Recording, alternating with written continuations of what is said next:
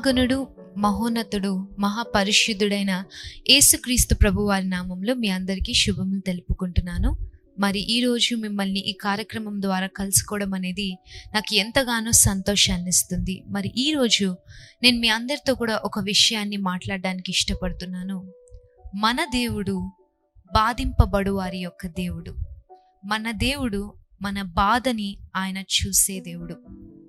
మరి ఆదికాండం 16వ అధ్యాయం 11 నుండి 13 వచనాలను మనం చూసుకున్నట్లయితే, హాగరు సారే యొక్క దాసి. ఆ సారే యొక్క దాసి మరి గర్భవతి అయిన తర్వాత ఆమె తన యజమానురాలి గృహంలో నుండి ఆమె పారిపోయి అరణ్యంలోనికి వెళ్తుంది. అరణ్యంలోకి వెళ్ళినప్పుడు మరి ఆమె యొక్క బాధని దేవుడు చూస్తాడండి. దేవుడు చూసి మరి ఆ హాగరైన దాసికి దేవుడు తన దూతని పంపించి ఒక వర్తమానాన్ని ఇస్తాడు. ఆదికాండం 16వ అధ్యాయం 11వ వచనంలో, దేవుడు నీ యొక్క అఫ్లిక్షన్ని లేదా నీ యొక్క బాధని దేవుడు చూశాడు అని దేవదూత అక్కడ చెబుతుందండి. అని చెప్పిన తర్వాత మరి 13వ వచనంలో మనం చూసుకుంటాము, అక్కడ హాగరు ఒక మాట పలుకుతుంది. ఏమని పలుకుతుంది అంటే, ఈ దేవుడు ఎవరైతే నన్ను సంధించాడో, ఈ దేవుడు ఎవరైతే తన వాక్కు ద్వారా నన్ను ఆదరించాడో, ఈ దేవుడు ఎవరైతే నన్ను చూశాడో, ఆయన చూచుచున్న దేవుడు. ఆయన కేవలం మనం ప్రార్థిస్తే మన ప్రార్థనలను విని ఆయన పక్కన పెట్టే దేవుడు కాదు, కానీ ఆయన చూసి నా సమస్యకి ఆయన జవాబు ఇచ్చాడు అని, ఈయన చూచుచున్న దేవుడు అని హాగరు ఆయనకి పేరు పెడుతుందండి. నిజముగా మన దేవుడు ఆయన చూచే దేవుడు. ఆయన మన ప్రతి ఒక్క అవసరతని ఆయన సమృద్ధి చొప్పున ఆయన తీర్చే దేవుడు. అదేవిధంగా దేవుడు నిర్గమకాండంలో కూడా మరి తన ప్రజలు ఆయనకి మొరపెట్టినప్పుడు, ఐగుప్తు బానిసత్వాన్ని బట్టి వాళ్ళు ఎంతగానో బాధపడుతూ ఎంతో కష్టాన్ని వాళ్ళు అనుభవిస్తున్నప్పుడు వారు ఆయనకి మొరపెట్టినప్పుడు దేవుడు వారికి ఉత్తరం ఇచ్చి వారిని ఐగుప్తులో నుండి బయటికి తీసుకొని రావడానికి ఒక నాయకుని, మోషే అనే ఒక నాయకుని దేవుడు నియమిస్తాడు. మరి ఇవన్నీ మనకి తెలుసు. అయితే ఈరోజు నేను ఒక వ్యక్తిని గురించి మాట్లాడుకోవాలనుకుంటున్నాను. ఆ వ్యక్తి ఎవరు అంటే, ఎవరైతే తనని ప్రేమించట్లేదో, ఎవరైతే తనని ఇష్టపడట్లేదు అని ఆమె బాధపడుతూ ఎన్నో రోజులుగా, మరి ఒక వ్యక్తి తన హస్బెండ్ తనని ప్రేమించాలి అని తను ప్రార్థిస్తూ దేవుని దగ్గర మొరపెడుతూ ఉన్న ఒక వ్యక్తి, ఆ వ్యక్తిని గురించి నేను ఈరోజు మాట్లాడడానికి ఇష్టపడుతున్నానండి. ఆ వ్యక్తి ఎవరంటే, మరి మనం ఆదికాండం 29వ అధ్యాయంలో చూసుకుంటే ఆ వ్యక్తి లేయా. మరి లేయా ఎవరు? లేయా లాబాను యొక్క కుమార్తె అండి. లాబాన్కి 2 కుమార్తెలు. మొదటి కుమార్తె వచ్చేసి లేయా, రెండవ కుమార్తె వచ్చేసి రాహేలు. మరి రాహేలు చాలా చక్కగా ఉంటుంది అని దేవుని వాక్యంలో ఉంటుంది. అయితే లేయాకి తన కంటికి, తన చూపుకి ఒక సమస్య అనేది ఉందండి. ఆ చూపుతో ఏం సమస్య అనేది మరి ఖచ్చితంగా బైబిల్లో ఏమీ రాయలేదు, కానీ ఆమె కళ్ళు, ఇంగ్లీష్లో అయితే షీ హ్యాడ్ డెలికేట్ ఐస్ అని ఉంటుంది. ఆమెకి ఒక ప్రాబ్లం అనేది అయితే ఆమె కళ్ళ ద్వారా ఉంది. ఒక ఇన్ఫర్మిటీ, ఒక వీక్నెస్ అనేది ఉంది. దాని ద్వారా మరి ఆమెని మరి ఎవరు కూడా పెద్దగా ఇష్టపడనట్లుగా మరి మనకి కనిపిస్తూ ఉంది. మరి యాకోబు తన మామ ఇంటికి లాబాను దగ్గరికి వచ్చినప్పుడు ఆయన రాహేలును చూస్తాడు. చూసి రాహేలును చాలా ఇష్టపడతాడండి. ప్రేమించి రాహేలుని మరి ఆయన వివాహం చేసుకోవడానికి ఇష్టపడతాడు.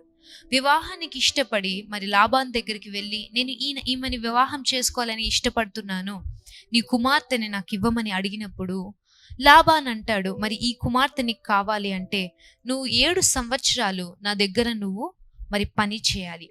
పని చేసిన తర్వాత నేను నీకు నా కుమార్తెని ఇస్తానని చెప్తాడు. మరి 7 సంవత్సరాలు రాహేలుతో వివాహం కోసం యాకోబు పనిచేస్తాడు. పని చేసిన తర్వాత తన వివాహం రోజున మరి లాబాను అతన్ని మోసం చేస్తాడండి. మోసం చేసి తన పెద్ద కుమార్తెని లేయాని మరి యాకోబు దగ్గరికి భార్యగా పంపిస్తాడు. మరి యాకోబు ఈ సంగతిని గ్రహించి ఆయన వచ్చి లాబాన్ని అడుగుతాడు, మరి నేను కోరుకుంది ఈ వ్యక్తిని కాదు కదా, నేను రాహేలు కోసం కదా ఇన్ని సంవత్సరాలు పనిచేసింది, నాకు ఎందుకు ఈ వ్యక్తిని ఇచ్చారు, నాకు రాహేలు కావాలి అని అడిగినప్పుడు మరి లాబాన్ అంటాడు, ఇక్కడ మా దగ్గర ఒక ఆచారం ఏంటి అంటే, మరి పెద్ద కుమార్తెకి వివాహం కాకుండా మేము చిన్న కుమార్తెని వివాహానికి ఇవ్వలేము, కాబట్టి పెద్ద కుమార్తెని నీకు ఇచ్చేసాము, ఒక వారం రోజుల తర్వాత చిన్న కుమార్తెని నీకు ఇస్తాము, అయితే ఈ చిన్న కుమార్తె కోసం నువ్వు తిరిగి మరి 7 సంవత్సరాలు నువ్వు పని చేయాలి అని చెప్తాడండి.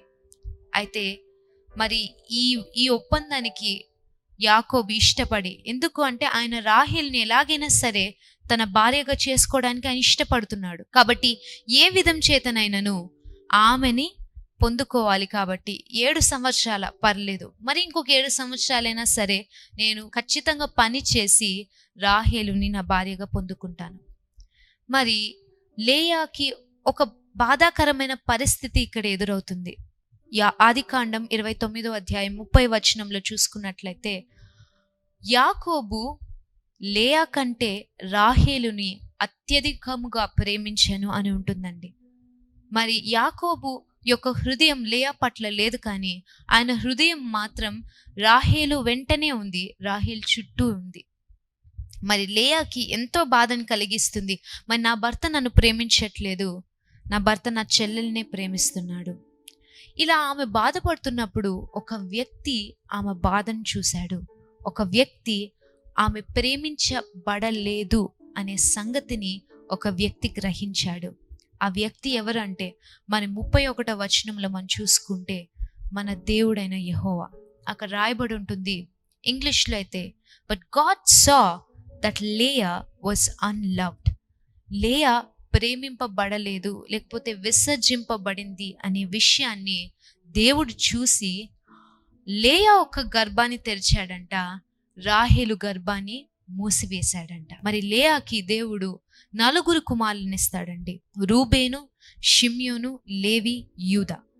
మరి రూబేన్ అంటే అర్థం ఏంటి అంటే, దేవుడు నా యొక్క అఫ్లిక్షన్ని చూశాడు, నేను బాధింపబడుతున్న విషయాన్ని ఆయన చూశాడు, నేను ప్రేమింపబడట్లేదనే విషయాన్ని ఆయన చూసి నాకు దేవుడు కుమారుని అనుగ్రహించాడు, ఇప్పుడైనా నా భర్త నన్ను ప్రేమిస్తాడు, అంటే కుమారుని ఇచ్చాను కనుక నా భర్త నన్ను ప్రేమిస్తాడు అని తనకి రూబేన్ అని పేరు పెట్టుకుంటుంది. తర్వాత సిమియోన్ అంటే ప్రేమింపబడలేదనే విషయాన్ని దేవుడు చూశాడు, ఇప్పుడైనా నా భర్త నన్ను ప్రేమిస్తాడు. అంటే ఒక కుమారుడు పుట్టిన తర్వాత కూడా యాకోబు ఆమెను ప్రేమించలేదండి, అందుకే 2వ కుమారుడికి మళ్ళీ ఇప్పుడైనా నా భర్త నన్ను ప్రేమిస్తాడేమో అని పేరు పెట్టుకుంది. తర్వాత లేవి. యూదా పుట్టినప్పుడు మాత్రం మనము ఆదికాండం 29వ అధ్యాయం 35వ వచనంలో చూసుకున్నట్లయితే అక్కడ రాయబడి ఉంటుంది, ఇప్పుడు నేను యెహోవాని స్తుతించెదను అని చెప్తాదండి. అంటే అర్థం ఏంటి అంటే, మరి 3 కుమారులు పుట్టినంత వరకు కూడా ఆయన ప్రేమించలేదు, మరి ఆ 3 కుమారులు కనిన తర్వాత కొద్దిగా మరి యాకోబు యొక్క ప్రేమని ఆమె పొందుకోవడం ప్రారంభించిందేమో, అందుకే తన కుమారుడైన యూదాకి ఆమె ఏమని చెప్తుందంటే, ఇప్పుడు నేను దేవుని స్తుతిస్తాను. అక్కడ చాలా చక్కగా రాయబడి ఉంటుందండి.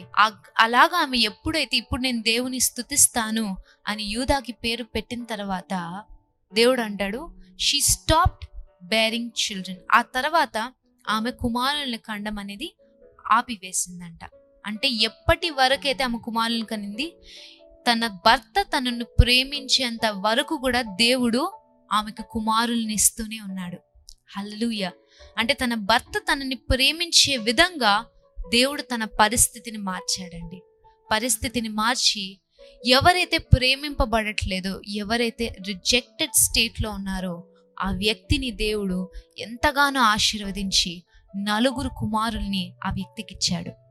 మరి బైబిల్ యొక్క బ్యూటీ లేకపోతే బైబిల్లో ఉండే గొప్పతనం ఇక్కడితో ఆగిపోదండి. బైబిల్లో ఉండే గొప్పతనం ఏంటి అంటే, మనం యేసుక్రీస్తు ప్రభువుని చూస్తే ఆయన దావీదు కుమారునిగా యూదా గోత్రంలో నుంచి వస్తాడు. అంటే ఏ వ్యక్తి అయితే బాధింపబడి, ఏ వ్యక్తి అయితే ప్రేమింపబడలేదో ఆమె కుమారుని గోత్రంలో నుండి దేవుడు వచ్చాడు. మరి రాహేలు యొక్క కుమారుని గోత్రంలో నుంచి రాలేదండి.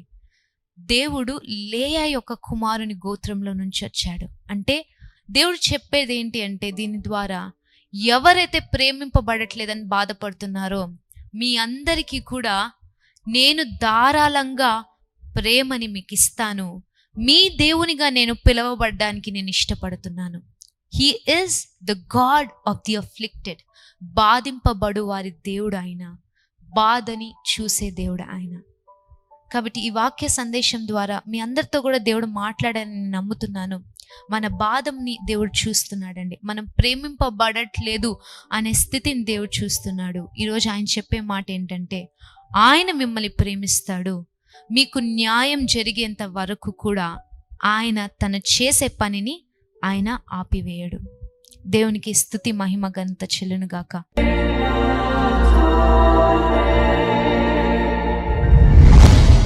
కృప కలిగినటువంటి యేసయ్య, దయగలిగిన మా ప్రభువా నీకు స్తోత్రము నాయనా.